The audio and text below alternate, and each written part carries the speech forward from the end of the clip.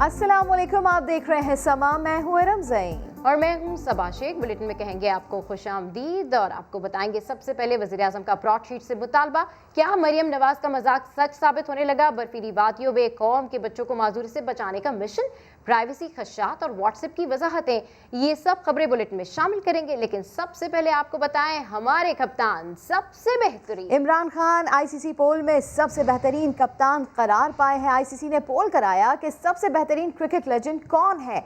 पूरी दुनिया इमरान खान की फैन निकली, 47% से जायद वोट मिले। भारतीय कप्तान विराट कोहली दूसरे नंबर पर जगह बना सके, कोहली को 46% वोट मिले, जबकि एबी डिविलियर्स सिर्फ 6% वोट ही ले सके। 5,36,000 से जायद वोट पोल किए। बिल्कुल, आपको बताएं कि हमारे कप्तान सबसे बेहतरीन। इमरान खान आईसीसी पोल में सबसे बेहतरीन कैप्टन करार। आईसीसी ने पोल कराया कि सबसे बेहतरीन क्रिकेट लेजेंड कौन है। पूरी दुनिया इमरान खान की फैन निकली। इसी के ऊपर बात कर लेते हैं। टेस्ट क्रिकेटर यासिर हमीद साहब ने हमें ज्वाइन किया है।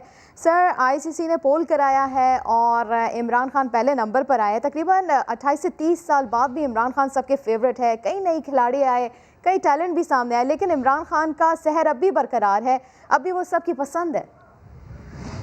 जी बिल्कुल, इसमें कोई शक नहीं है। इमरान खान जो है वो एक बहुत बड़ी इंस्पिरेशन है पाकिस्तान की क्रिकेट की, और हम लोग उनको देख के क्रिकेटर बने। बहुत से क्रिकेटर का बीज बोया उन्होंने, और बहुत से बीज बोए और बहुत बड़े बड़े प्लेयर्स बने, पाकिस्तान का नाम रोशन किया उन्होंने। और वो वाकई एक बड़े करिश्मेटिक क्रिकेटर रहे हैं और बड़े करिश्मेटिक इंसान हैं, और उनकी वजह से बहुत पाकिस्तान के क्रिकेट का नाम हुआ है, इसमें कोई शक नहीं है।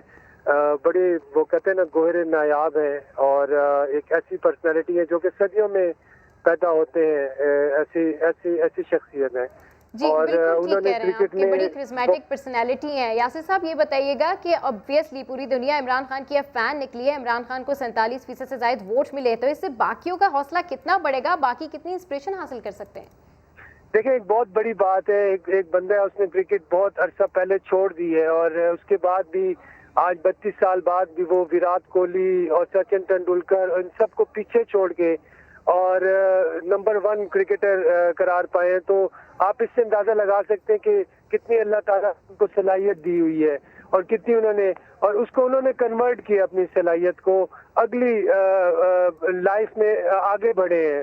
अब पूरे मुल्क की भाग दौड़ संभाली हुई है, और इससे भी बढ़ के वो अब मेरे ख्याल से उनकी कोई अपनी पर्सनल कोई ख्वाहिशात नहीं है, कोई पर्सनल उनकी कोई एंगल्स नहीं है, कोई पर्सनल उनकी कोई ऐसी कोई ख्वाहिश नहीं है कि यार वो अपने लिए कुछ करें। उन्होंने लाइफ को देख लिया है। अब उनकी नज़र अगली जिंदगी की तरफ है। वो यहाँ पे कुछ ऐसा करना चाहते हैं, इस मुल्क को नाम देना चाहते हैं, इस मुल्क की जो कौम बनाना चाहते हैं हम लोगों को, और अपने अमाल अच्छे करना चाह रहे हैं। तो मेरे ख्याल से साफ नजर आ रहा है उनकी सोच और उनकी नीयत। अल्लाह ताला उनको कामयाब करे। हमारी दुआएं हैं उनके साथ, और हमेशा रहेंगी इंशाल्लाह, और हम हमेशा उनको सपोर्ट करते रहेंगे। हमेशा सपोर्ट करते रहेंगे, आपके कहना है। यासिर हमीद साहब, इस वक्त टेस्ट क्रिकेटर कामरान अकमल ने भी हमें ज्वाइन किया है। सर, वो इमरान खान आईसीसी पोल में सबसे बेहतरीन कप्तान करार पाए, तकरीबन 47% से ज्यादा वोट उन्हें मिले, क्या कहेंगे आप इस पर? जी, बड़ी खुशी की बात है। पाकिस्तान बड़ी खुशी की बात है, डिजर्व भी करते हैं। बहुत बड़े क्रिकेटर भी हैं, बहुत बड़े कप्तान भी रहे हैं जिन्होंने पाकिस्तान क्रिकेट के लिए बड़ी खिदमत की है। और 92 का वर्ल्ड कप जीतना ऐसी टीम के साथ कोई सोच भी नहीं सकता। नए प्लेयर्स और कैसे लड़े हैं जैसे ये पाकिस्तान को, तो जिस टफ क्रिकेट टफ प्लेयरों के साथ खेले हैं, तो मेरे ख्याल से डिजर्व करते हैं, और प्राउड मोमेंट है पाकिस्तान के लिए। और खान साहब ने जैसे मेहनत किया, जैसे डिलीवर किया पाकिस्तान के लिए, और स्टिल कर रहे हैं। पाकिस्तान को भी संभाला हुआ, अब क्रिकेट के बाद ऐसे पूरे मुल्क को लीड कर रहे हैं। इससे बड़ी खुशी क्या है पाकिस्तान के लिए? बिल्कुल ठीक कह रहे हैं कि इससे बड़ी खुशी क्या है। आपको क्या लगता है कि किस तरीके से सीखना चाहिए बाकी प्लेयर्स को?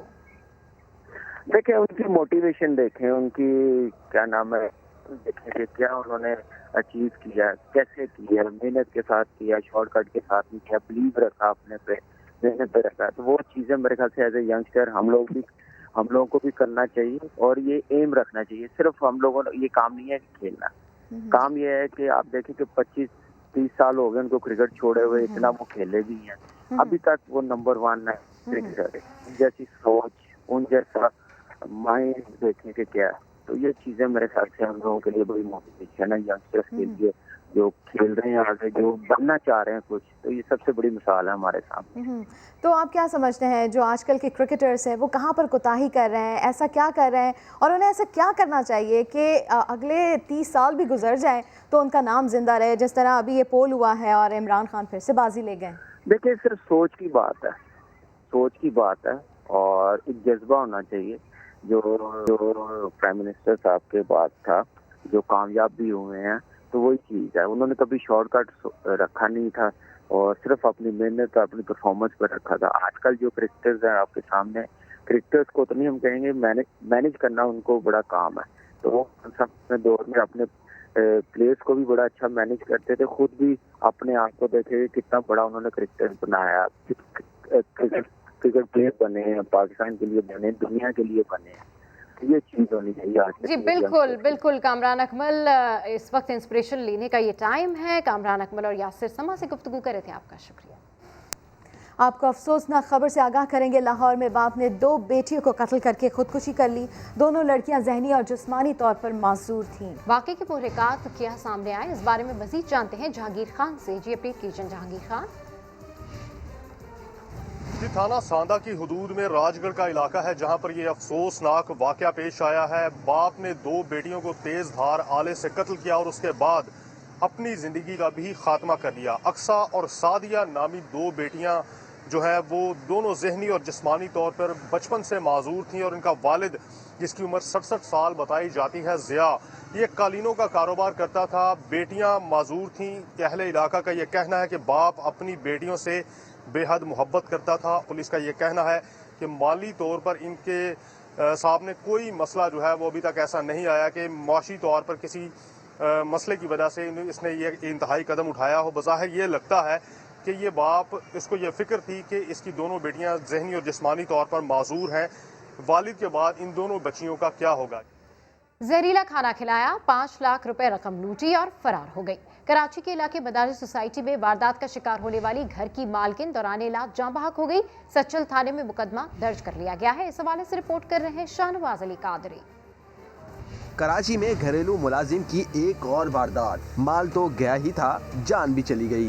ये इलाका है मद्रास सोसाइटी गुलशन इकबाल कराची का, जहां 2 जनवरी को घर की सफाई करने वाली हाथ की सफाई भी दिखा गई। मुतासरा घर वालों ने आसिया को 2 दिन कबल ही मुलाजिम रखा था। बेटे का कहना है कि वारदात के दिन वालिदैन घर में अकेले थे। इसी उसका मांगा हुआ था, तो उसने ये कहा था कि अभी तो मैं 16-17 साल की हूँ, मेरा भाई गांव से आएगा अभी 8 दिन बाद, तो जब वो आएगा मैं उसका NIC जमा करवा दूंगी। जहरीला खाना खाते ही मियाँ बीबी बेहोश हो गए। घर वाले शाम तक यही समझते रहे कि वो आराम कर रहे हैं। हम इनको इमरजेंसी में ये ओझा डाउ यूनिवर्सिटी के ओझा जो कैंपस है यहाँ ले गए। फिर यहाँ पे जाके सारी चीज़ें पता चली कि इनको तो पॉइजन किया गया है और मोस्ट प्रोबेबली बेंजोडाइजेपिन का कहा गया है कि इनको बेंजोडाइजेपिन मोस्ट प्रोबेबली दिया गया है। पुलिस ने 2 अफराद को हिरासत में लेकर मासी की तलाश शुरू कर दी है। अब तक ये बात मालूम नहीं हो सकी कि आसिया मुलाजमत के लिए कराची आई थी या वो कराची की ही रिहायशी है। कैमरामैन एरिक परेरा के साथ शाहनवाज अली कादरी, समा, कराची। कराची में दरिंदगी के इंतहाई एक हफ्ता कबल बल्दिया के इलाके सईदाबाद से कम उम्र लड़के के अगवा और कत्ल का मामला हल हो गया। कानून नाफिज करने वालों ने 2 मुल्जिमान को गिरफ्तार कर लिया। आमिर मजीद रिपोर्ट कर रहे हैं। कराची में कत्ल की लर्ज़ाखेज वारदात के मुल्जिमान कानून के हत्थे चढ़ गए। 12 साल शाहिद को उसके पड़ोसी शमशीर ने 6 जनवरी को अगवा कराया। गिरफ्तार मुल्जिमान रिजवान, अब्दुल सत्तार और शमशीर ने इतराफ़ जुर्म करते हुए बताया कि वो शाहिद को अगवा के फौरी बाद कत्ल कर चुके थे। लड़के के वालिद से मुसलसल रकम मांगते रहे। पहले मेरा बेटा 10 उठाने के 10 मिनट बाद इन्होंने कत्ल किया। उसके बाद इन्होंने 4 घंटे बाद मेरा नंबर निकलवाया। उसके बाद ये मुझे बोलते हैं 70 लाख लेके। जब मैंने इनको ये बोला है कि मेरी बेटे से मेरी बात तो करवाओ, इन्होंने बोला आप पहले पैसे ले गए फिर हम आपको आपका बेटा देंगे। कम उम्र लड़के के वालिद जमीनों की खरीदो फरोख्त का कारोबार करते हैं। तो सारे मोहल्लेदार इस टाइम हुए खड़े हैं ज़हनी हरासे में, खुद परेशान हैं हम कि हम काम करें या घर बच्चे संभालें। बिल्कुल ये उम्मीद नहीं थी कि मोहल्ले में लोग ऐसे हैं हम तो ये समझ रहे थे कि वही और लोग ऐसे होंगे, लेकिन पता चला अपने मोहल्ले के अंदर ऐसे लोग हैं। मुल्जिमान ने कत्ल करने के बाद शाहिद की लाश को गुलिस्तान जौहर ब्लॉक 6 में एक गड्ढे में डाला और तेजाब से जला दिया गया। मुल्जिमान की निशानदही पर लाश को बरामद करके जिना अस्पताल मुंतकिल कर दिया गया है। कैमरामैन आतिफ कुरैशी के साथ आमिर मजीद, समा, कराची। लाहौर के इलाके गुलिस्तान कॉलोनी में नौजवान की घर में घुसकर फायरिंग, एक बहन जांबाग, दूसरी जख्मी हो गई। पुलिस ने मुलजिम को गिरफ्तार कर लिया। इस हवाले से मजीद तफसीलात जानते हैं जहांगीर खान से। जहांगीर खान, क्या मामला है ये?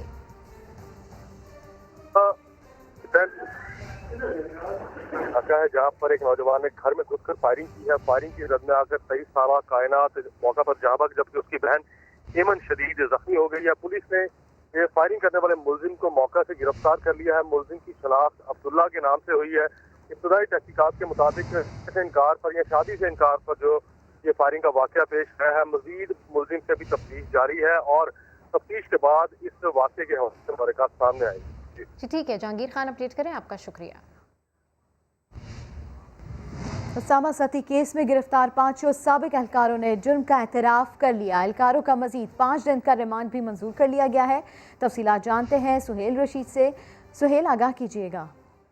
जी देखें, उसामा सती केस में गिरफ्तार 5 एहलकारों को आज दोबारा इस्तादे दहशतगर्दी अदालत में पेश किया गया और वहाँ पर तफ्तीशी अफसर की जानिब से यह बताया गया कि मुदस्सिर इकबाल, शकील अहमद, मोहम्मद मुस्तफ़ा, सईद अहमद और इफ्तिखार अहमद नामी एहलकारों ने जो साबिक एहलकार थे एतराफ़ कर लिया है कि उनकी गलती से उसामा सती का कत्ल हुआ, लेकिन अभी तक मजिस्ट्रेट के सामने उनका बयान कलमबंद नहीं किया जा सका, जहाँ पर उनका CRPC की सेक्शन 164 के तहत बयान कलमबंद किया जाएगा, जबकि JIT कार्रवाई भी अभी मुकम्मल होना बाकी है, इसलिए मजीद रिमांड दिया जाए। 5 साबिक एहलकारों को मजीद 5 दिन के लिए पुलिस के हवाले कर दिया है, लेकिन ये जरूर अहम पेशरफ्त आज अदालत में आगाह किया गया। तफ्तीशी जो नए केस के तफ्तीशी तैनात किए गए हैं पुराने तफ्तीशी को हटाने के बाद कि इन्होंने अपनी गलती अब मान ली है।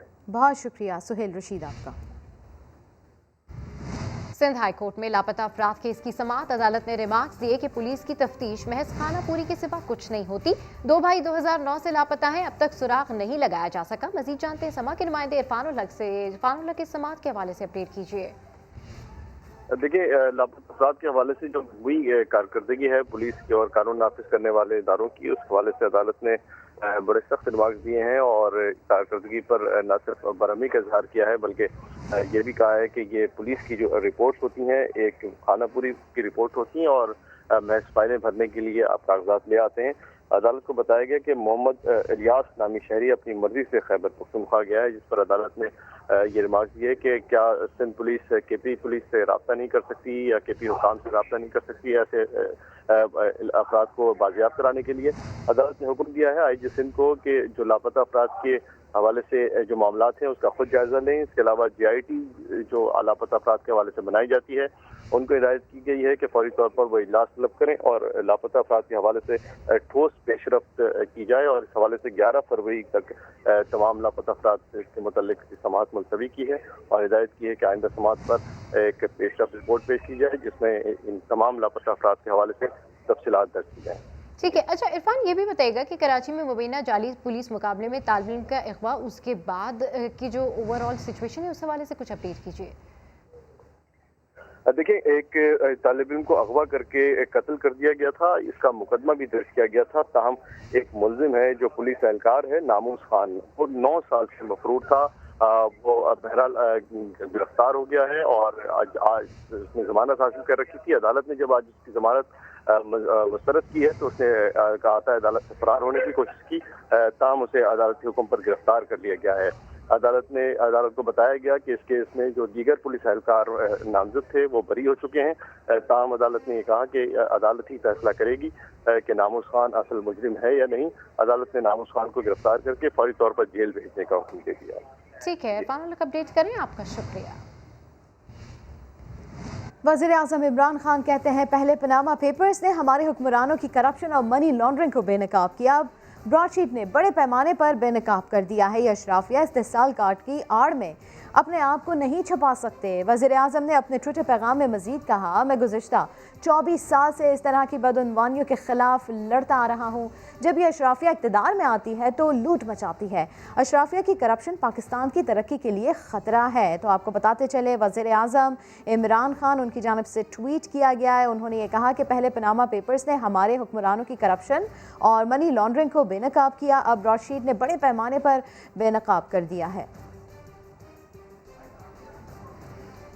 ब्रॉडशीट स्कैंडल की तहकीकात के लिए हुकूमत का कमेटी बनाने का ऐलान। वज़ीर इत्तलात शिबली फराज बोले, जल्द इंकशाफात सामने लाएंगे। परवेज रशीद बोले, मुकदमा लड़ने पर 700 करोड़ खर्च कर दिए गए, बरतानिया में मजीद जुर्माने अदा करने पड़ेंगे। लफ्जी गोलाबारी आपको दिखाते हैं। ब्रॉडशीट स्कैंडल है, इंग्लैंड में जो हाई कोर्ट का जो डिसीजन है उसको देखते हुए एक इंटर मिनिस्ट्रियल कमेटी बनाई गई है। 700 करोड़ पाकिस्तानी रुपया जो मुशर्रफ की हमाकत और इमरान खान के झूठे इल्जामात की वजह से पाकिस्तान को एक ऐसी कंपनी को अदा करना पड़ा। जब एनआरओ दिया गया पीएमएलएन को और पाकिस्तान पीपल्स पार्टी को, तो उसके बाद इस पे एक किस्म के सरखाने में चला गया। ये वो इंक्वायरी थी जिसमें के 200 नाम दिए गए थे। अब सुरखरू कौन हुआ जिसे सादिक और अमीन का सर्टिफिकेट दिया सुप्रीम कोर्ट ऑफ पाकिस्तान के साबिक जज नसार साहब ने, या सुरखरू वो हुआ जिसे नाअहल करार दे के पाकिस्तान की सियासत से बाहर रखने की कोशिश की जा रही है। इसके असासे लेकर बाहर मुंतकिल किए हैं गैर कानूनी तौर पर। इस तरह के जो फैसले किए गए सियासी इंतकाम की लेने की खातिर और अरबों रुपया अब हम हरजानों का अदा कर रहे हैं, क्या इसका कोई एहतसाब करेगा? नवाज शरीफ साहब के किसी बंदे ने, कहते तो हैं उनके कज़न ने, अप्रोच किया कि इस चीज़ को नेगोशिएट कर लिया जाए और उनका नाम निकाल दिया जाए। पीपल्स पार्टी के रहनुमा यूसुफ रजा गिलानी को यकीन है कि हुकूमत नवाज शरीफ का पासपोर्ट कैंसिल करेगी और ना ही उन्हें वतन वापस आने से कोई रोक सकता है। इस्लामाबाद में एहतसाब अदालत के बाहर मीडिया से गुफ्तगू में साबिक वज़ीर आज़म का कहना था कि बिलावल भुट्टो ने कभी नहीं कहा कि नवाज शरीफ वापस आएँ। बिलावल साहब ने कतन ये नहीं कहा कि मियाँ साहब को आना चाहिए, तो इसलिए ये उनका पर्सनल डिसीजन है, पार्टी का डिसीजन है। और अगर वो जिस पर्पस के लिए गए थे, जब वो अचीव हो जाएगा, वो तो अपना एक मेडिकल चेकअप्स के लिए गए थे और जब भी वो चाहेंगे वो आ सकते हैं। ये भी कहा जाता है कि उनका पासपोर्ट ख़त्म कर दिया जाएगा। तो ये यहाँ ये ऐसी बातें हम जब से सियासत में हैं ये सुनते रहे हैं। ना कोई पासपोर्ट कैंसिल होगा, ना वो आने से उनको कोई रोक सकेगा। पाकिस्तान डेमोक्रेटिक मूवमेंट बलूचिस्तान के जिला लुरलई में सियासी कुव्वत का मुजाहिरा करेगी। मौलाना फजल रहमान से बेत दीगर कायदीन खिताब करेंगे। जलसे की तैयारी के मुतालिक मजीद जानते हैं बिलावल काकर से। जी अपडेट कीजिए, जलसे की तैयारियां कहाँ तक पहुँची? जी आज लोरलाई में पीडीएम अपनी सियासी कुव्वत का मुजाहिरा कर रही है। इस जलसे में पीडीएम के सदर व अमीर जमीयत उलमा इस्लाम मौलाना फजल रहमान, पश्तूनख्वा मिली अवामी पार्टी के महमूद खान अचकजी, मुस्लिम लीग नून के सेनेटर सरदार याकूब नासर, पीपल्स पार्टी के सूबाई सदर अली मदद जतक, एएनपी के असगर खान अचकजी, बीएनपी के मलक वली काकड़ व दीगर स्टेज पर मौजूद है। इसी तरह जलसगा में कारकुनों की बड़ी तादाद शरीक है और इंतजामिया की जानिब से सिक्योरिटी के सख्त इंतजाम किए गए। जी ठीक है, बिलाल काकड़ अपडेट करें, आपका शुक्रिया। मरियम नवाज के बाद बिलावल भुट्टो ने भी लड़ाई जलसे में शिरकत न करने का फैसला कर लिया। पीडीएम के जलसे में सिर्फ इत्तेहाद के सरबराही खिताब करेंगे। जियाले पिंडी की तरफ मार से भी साफ इनकार कर चुके हैं। क्या मौलाना अकेले ही चल रहे हैं जानिब मंजिल? ऐसे में सवालात उठने लगे हैं। अब या आर या पार इंशाल्लाह। बीबी लोग पूछ रहे हैं पीडीएम किस हाल में है? पाकिस्तान डेमोक्रेटिक अलायंस की क़यादत बैठकर लॉन्ग मार्च का ऐलान करेगी। इस बात का भी फैसला करेगी कि लॉन्ग मार्च इस्लामाबाद की तरफ किया जाए या लॉन्ग मार्च रावलपिंडी की तरफ किया। मौलाना सोचते रह गए, पीपी ने फैसला सुना दिया।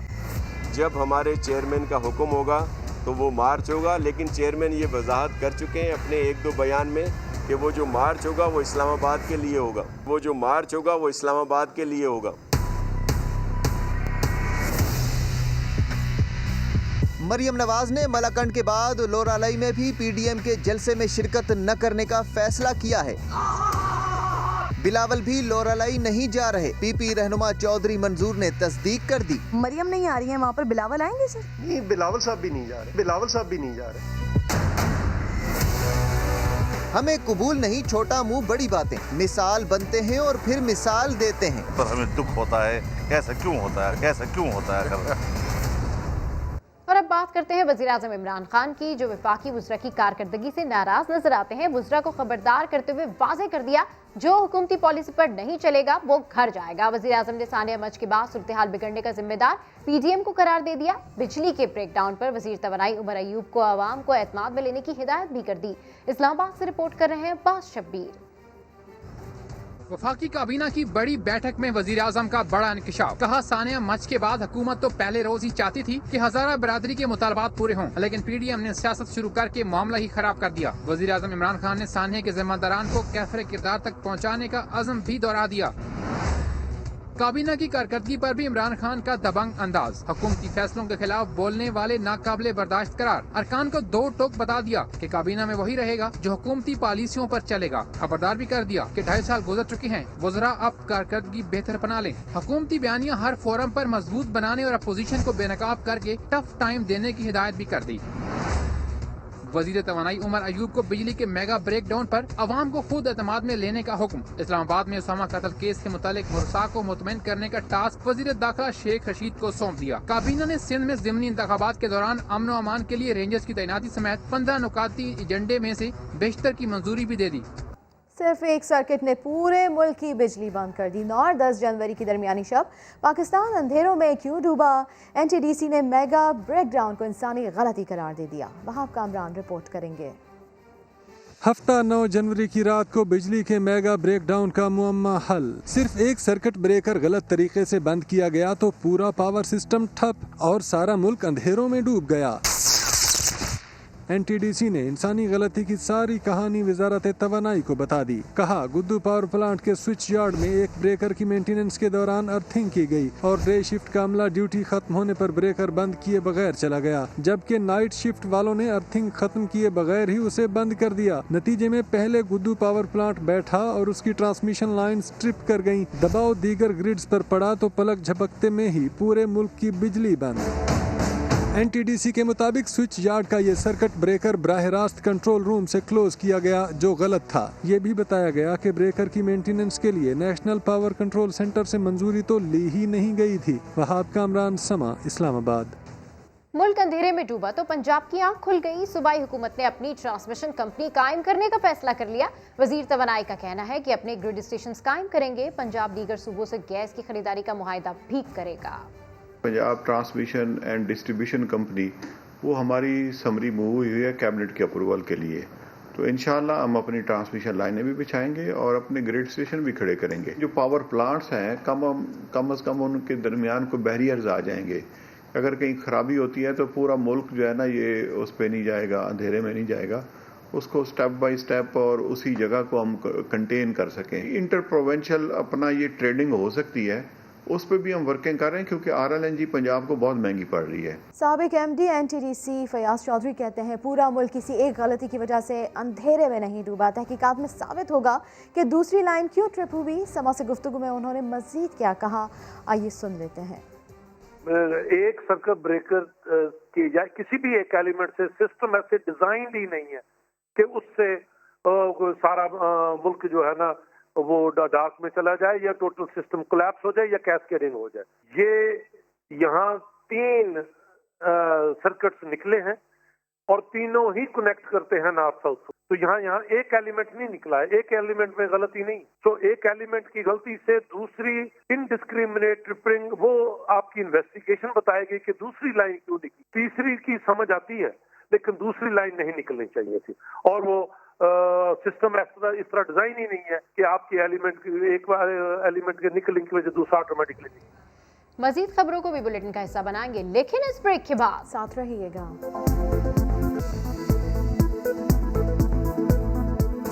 Welcome back. कौमी क्रिकेट टीम के बॉलिंग कोच वकार यूनुस का कहना है कि कोरोना के बाइस आइसोलेशन की वजह से दौरा न्यूजीलैंड मुश्किल रहा। पहले टेस्ट में अच्छा खेल पेश किया, दूसरे में कैचेस ड्रॉप हुए। वकार यूनुस ने प्रेस कॉन्फ्रेंस में बॉलर्स का भरपूर दिफा किया।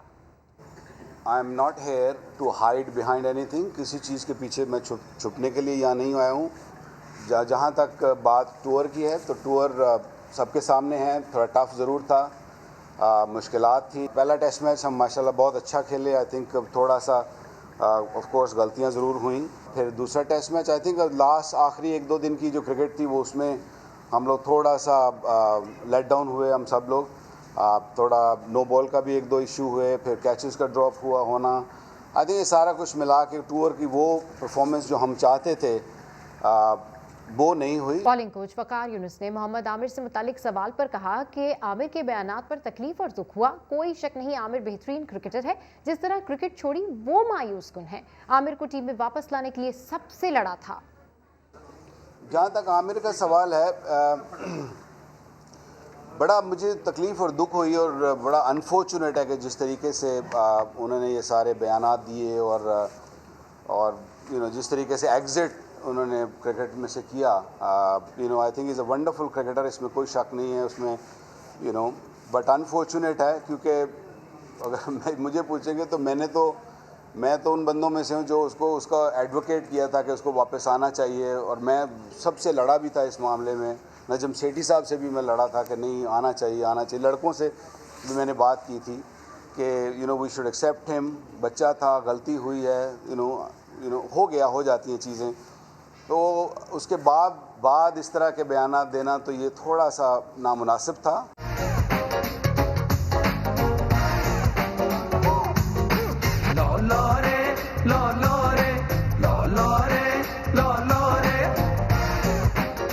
सारे यहाँ मच्छर गंदगी सारा हमारा मोहल्ला डिस्टर्ब है इस कूड़े से। पहले तो थोड़ा सा होता था, अब ये देख लो कि यहाँ सड़क के ऊपर फैल रहा है। यहाँ पर इतनी गंदगी और इस कदर गलाजत है कि सांस लेना जो है दूभर है। नलायक हुकूमत के पल्ले पड़ जाएंगे तो इसी तरह होगा। कूड़े का ढेर लगा हुआ यहाँ पे। पहले लोर ऐसा नहीं था, अभी क्या लोर का हाल कर दिया इन्होंने।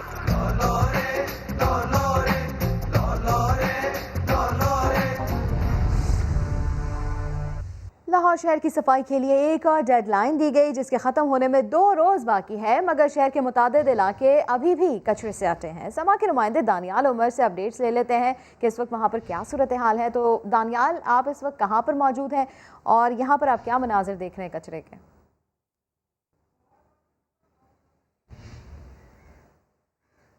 जी बिल्कुल, लाहौर में कचरा उठाने के लिए 48 घंटे का अल्टीमेटम दिया गया था लाहौर वेस्ट मैनेजमेंट कंपनी की जानिब से और उन्होंने शो तो बहुत करवाया कि वो काम कर रहे हैं, मुख्तलिफ जगह से कचरा उठाया जा रहा है, लेकिन लाहौर के मुतादिद इलाके अब भी ऐसे हैं जहां पर कचरे के ढेर लगे हुए हैं। मैं इस वक्त मौजूद हूं जौहर टाउन के अंदर, फैमिली हेल्थ अस्पताल है, उसके बाहर जो कचरा हमें यहाँ पर नज़र आ रहा है वो अगर मैं अपने कैमरामैन को कह सकूँ आपको दिखाए तो ये एक सड़क है जो कभी किसी ज़माने में एक सड़क हुआ करती थी, लेकिन अब वो कचरे का ढेर बनी हुई है। लाहौर वेस्ट मैनेजमेंट कंपनी की जानिब से जो मशीनरी है वो यहाँ पर खड़ी कर दी गई है लाके कि अगर हम लोग आके आवाम की आवाज़ बने तो सिर्फ ये मशीनरी खड़ी हुई नज़र आए और यहाँ पर सफाई करने वाला कोई भी नहीं है। अहले इलाका, अहले मोहल्ला ये कहते हैं कि बदबू इतनी ज़्यादा है, ताफुन इतना ज़्यादा है, अस्पताल है, यहाँ पर मरीज़ आते हैं, इसी सड़क के ऊपर एक कब्रिस्तान है जिसका रास्ता बंद हो चुका है, तो इसलिए लोग खासे परेशान नज़र आ रहे हैं। कभी लाहौर को इतनी बुरी हालत में लोगों ने नहीं देखा था,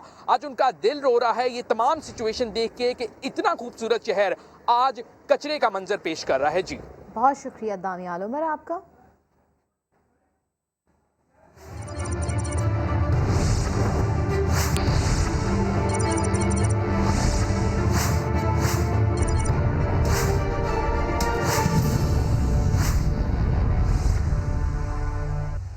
बर्फीली वादियों के मुश्किल रास्तों में कौम के बच्चों को हमेशा की माजूरी से बचाने का मिशन। आज़ाद कश्मीर की वादी नीलम में कई फुट बर्फ जमा होने के बावजूद इंसदाद पोलियो टीम के हौसले बुलंद हैं। इस हवाले से रिपोर्ट कर रहे हैं अमीरुद्दीन मुगल।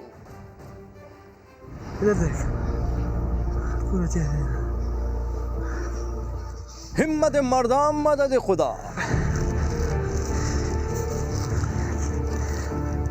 बस एक ही मंजिल, एक ही मिशन। पाकिस्तान के मुस्तकबिल को माजूरी से बचाने के लिए पोलियो के रज़ाकारों ने मिसाल कायम कर दी। आज़ाद कश्मीर की बर्फीली वादियों के मुश्किल रास्ते भी रुकावट न बन सके।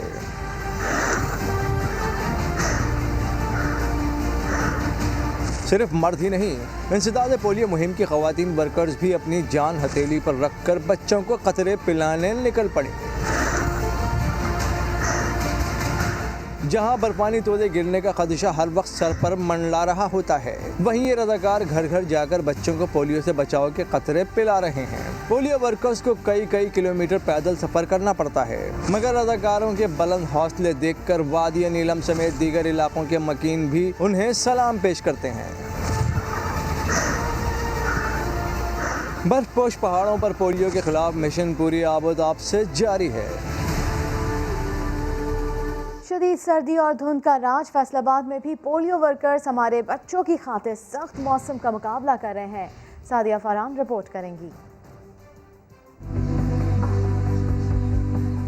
ठंड की परवाह ना ही शदीद धुंध की। हाथों में वैक्सीन बॉक्स उठाए ये हैं पोलियो वर्कर्स। फैसलाबाद में ये बाहिम्मत वर्कर्स एक के बाद एक घर की दहलीज पर जाकर बच्चों को मूसी मर्ज से बचाव के कतरे पिला रहे हैं। सर्दी हो जो मर्जी हो, हमने अपने मुल्क को पोलियो फ्री करवाना है। हमने ये नहीं देखना कि हमारी शदीद सर्दी पड़ रही है, हमें सिर्फ अपने बच्चों को पोलियो से महफूज कर रखना है। 3549 टीमें न सिर्फ घर घर जाकर बल्कि रेलवे स्टेशन और बस स्टैंड पर आने वाले बच्चों को भी पोलियो के कतरे पिला रही हैं। शुक्रगुजार हैं इन धुंध में, इन सर्दी में आते हैं ये हमारे बच्चों को पोलियो कतरे पिलाने के लिए। 5 रोजा मुहिम में जिला भर में 13,30,000 बच्चों को कतरे पिलाए जाएंगे। कैमरामैन कदीर रहमान के साथ सादिया फरहान, समा, फैसलाबाद। खबरें और भी शामिल करेंगे, अभी एक ब्रेक लेंगे। समा के साथ रहिए। Welcome back. कुछ बात करते हैं कोरोना वायरस के हवाले से। मुल्क में कोरोना से अमवात एक बार फिर इजाफा हो गया है। 24 घंटे में 55 हलाकतें रिपोर्ट हुई हैं। 2123 नए केसेस भी सामने आ गए। मस्बत केसेस का तनासुब 5.38, जबकि अमवात की शरह 2.12 है। 14.56 तनासुब के साथ पहले नंबर पर कराची है। तो आपको बताएं कि मुल्क में कोरोना से अमवात में एक बार फिर इजाफा हो गया है। और व्हाट्सएप प्राइवेट मैसेजेस या कॉल्स नहीं सुन सकेगा। फेसबुक पब्लिक पॉलिसी मैनेजर सहर तारिक ने अफवाहों को मुस्तरद कर दिया। प्रोग्राम नया दिन में गुफ्तगू करते हुए कहा, मैसेज या कॉल लॉग नहीं रखा जाएगा। कॉन्टेक्ट्स की तफसीलात फेसबुक से शेयर नहीं होंगी। एग्जैक्टली 2016 से हमारी पॉलिसी अभी भी वही हो रही है। जो टर्म्स ऑफ सर्विस उसमें कोई चेंज नहीं आई है। आपकी प्राइवेसी, आपके मैसेजेस की इंक्रिप्शन है। प्राइवेसी खदशात, व्हाट्सएप की वजाहतें। फेसबुक की पब्लिक पॉलिसी मैनेजर सहर तारिक कहती हैं, नए टर्म्स ऑफ सर्विस का इतलाक बिजनेस अकाउंट पर होगा। सारिफीन को इसे तस्लीम करने में कबाहत नहीं होनी चाहिए। लोगों का ख्याल है कि शायद अब आपके मैसेजेस या हो सकता है आपका कोई क्रेडिट कार्ड का नंबर या आपका कोई फाइनेंशियल डेटा जो है वो शेयर किया जाए। ये ख्याल गलत है। जो व्हाट्सएप के ऊपर कोई दो लोगों के आपस में बीच में क्या बात या क्या मैसेजेस हुई, उसकी रसाई ना हमें है ना फेसबुक को है। वो हम मैसेजेस कभी भी किसी के साथ भी शेयर नहीं कर सकते। प्रोग्राम नया दिन में गुफ्तगू में सहर तारिक ने वाज़ेह किया कि एक आम सारिफ के लिए पॉलिसी में कोई तब्दीली नहीं आई। घबराने की या डरने की या परेशान होने की बात नहीं है।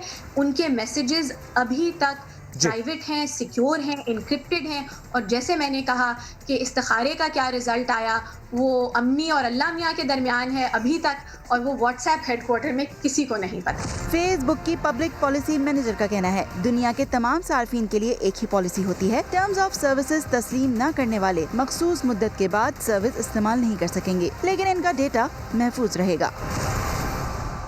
वक्त इतना ही। एक ब्रेक के बाद हाजिर होंगे हेडलाइंस के साथ। देखते रहिए समा।